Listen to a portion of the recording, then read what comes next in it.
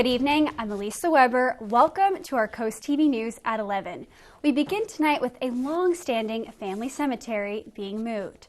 The Sussex County Planning and Zoning Commission approved the final site plans for a new bank in Long Neck. But the moving of a cemetery to build that bank is causing a stir in the community. Coast TV News reporter Charles Reiner shows us where these graves will be moved to. A solemn place for remembrance right off of routes 5 and 24, but not for much longer.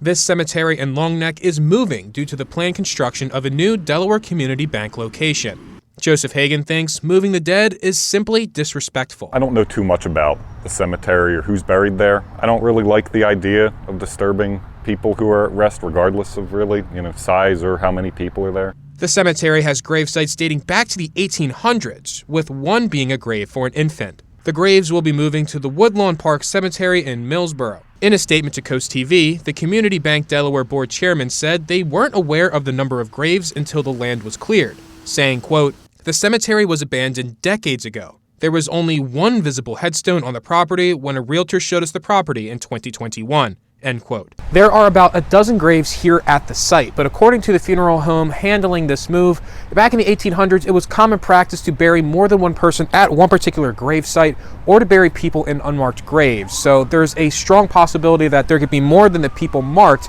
buried under my feet.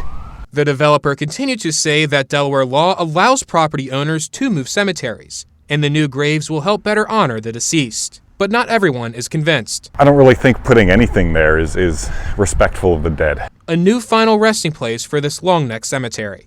There is no set time on when this move could take place, but it is expected to happen sometime in the coming months. I'm Charles Reiner in Long Neck, Coast TV News.